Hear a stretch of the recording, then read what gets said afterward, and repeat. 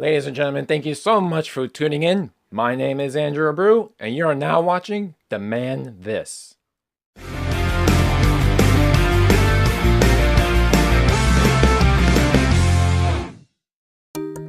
So what is the truth behind the gender wage gap, one might ask?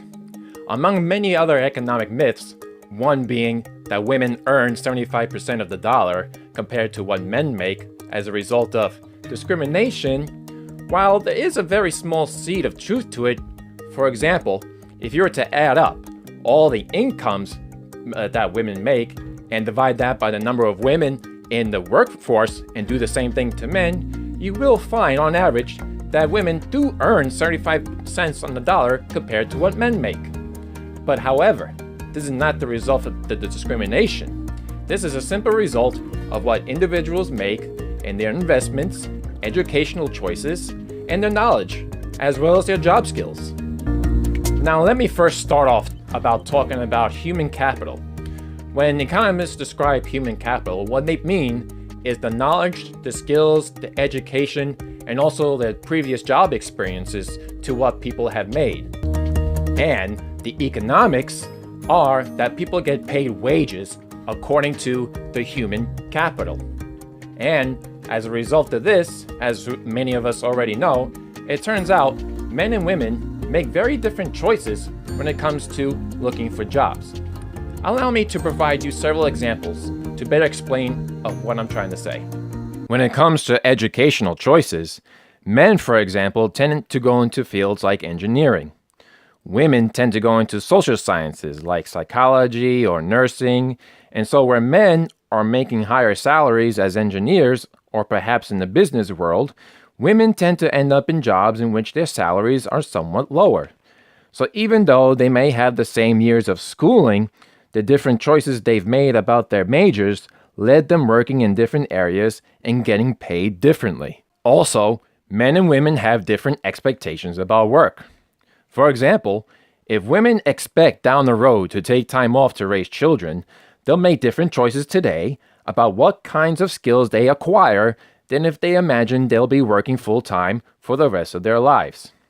And we know historically that many women, especially in the 1960s and 70s, didn't imagine that they would be working full-time at age 40 and ended up making choices that led them to have jobs when they were working at age 40 that didn't pay as well as it might have otherwise. Younger women today, of course, are more likely to imagine themselves working at age 40 and therefore make different investments today. And another key difference between the men and women is their choices between part-time work versus full-time work. Women are more likely to choose part-time work, while men are more likely to choose full-time work. And even part-time work offers less salary for the same kinds of jobs than full-time work. And naturally, because of this, women tend to choose part-time work, mainly because women tend to take on the responsibility of taking care of children and the home.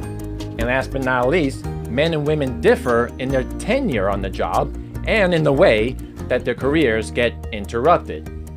If it's the case that women had to take time off from the workforce in order to raise children, for example, naturally, of course, this will result on an impact on its job salaries long down the road.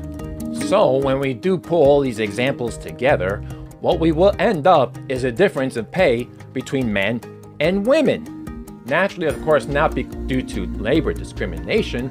It is simply because of the decisions that individuals have made prior to entering the labor market or even during the labor market and how they want to balance family and work. And in fact, believe it or not, studies that have tried to control for those examples that I have just provided for you have shown that if you to take the man and the woman, same job experience, same skills, same level of education, and then compare their salaries, you will actually find that women make 98% of what men would make, and that gender wage gap myth pretty much goes out the window. And in fact, in some jobs, women make actually more. Now, one might make the case that women are being discriminated against or sexism is a huge problem in the choices that individuals make. For example, girls have gotten away from math classes and have decided to go into other classes, and almost certainly our expectations when it comes to the roles of caring for children in a household between men and women are very different. Now, by all means, if you think those are poor choices and want to see women's pay more equal to men, then what we ought to do is convince more women to go into the maths and the science and the engineering, and convince more men to take on the responsibility of taking care of children and the household. Now, when those things begin to even out, we'll also see the wages evening out.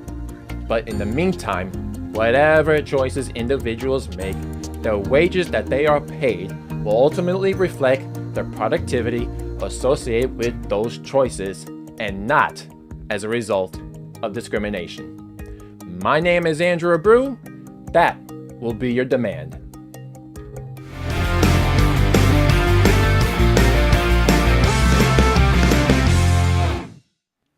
Hey everyone, once again, thank you so much for tuning in. And if you like this video, be sure to check out my other videos on Demand This. I'll provide the link on the screen. And while you're at it, check out PragerU's video on the gender wage gap. Very interesting. I'll put a link on the screen, and I'll also provide a link down in the description below.